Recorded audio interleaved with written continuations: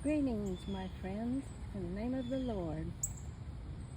I hope everyone is doing well and surviving all these crazy weather trends. We woke up to thunder and lightning and a whole lot of rain today. So I hope everyone is well.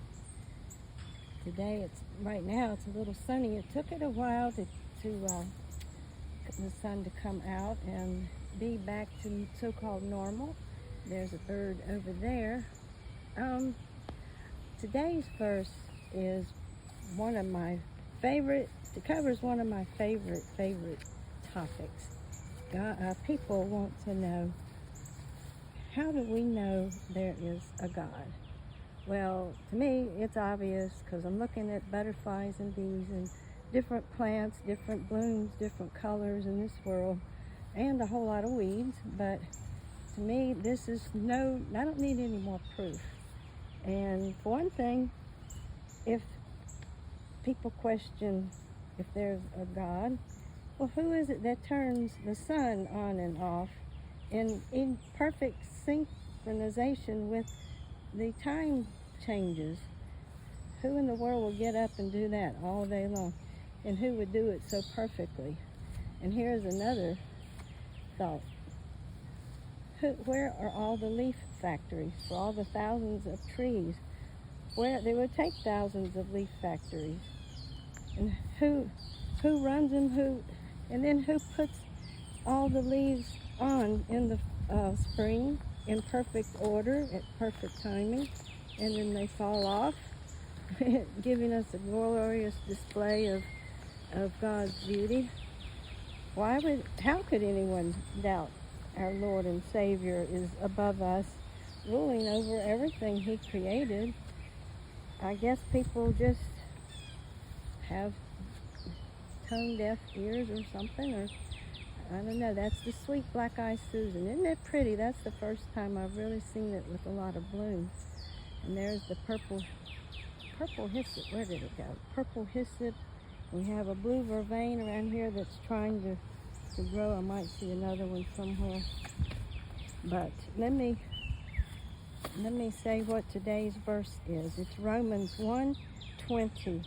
For ever since the world was created, excuse me, people have seen the earth and sky. Through everything God made, they can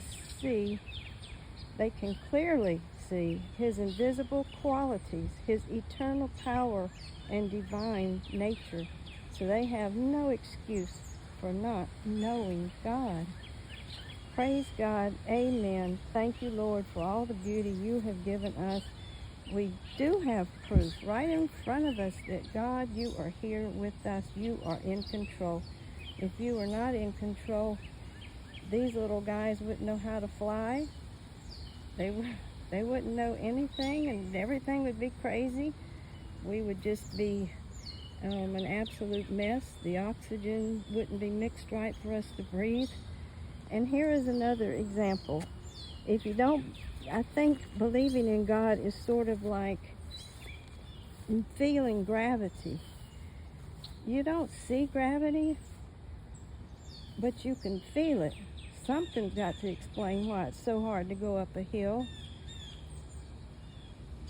doesn't it? I mean, I just thank God for every little thing, the birds, the sounds. Where is the wing factory? And you know what? If some man around here in the world is making all these critters and things, I would like to go visit the songbird factory, the vocals, what makes the beautiful sounds, because that would be a beautiful place to visit, wouldn't it? But we don't even have to travel anywhere. We can just be in our own world and listen and hear God all around us. I wrote a song. It's on YouTube, but You will see me and you will hear me. The wind and all of these things. God is there. He is with us. And the poor thistle, I hope it makes it. God bless you. Receive your blessings, enjoy them, and thank God for them. Until tomorrow, my friends, stay well, be safe in all this weather.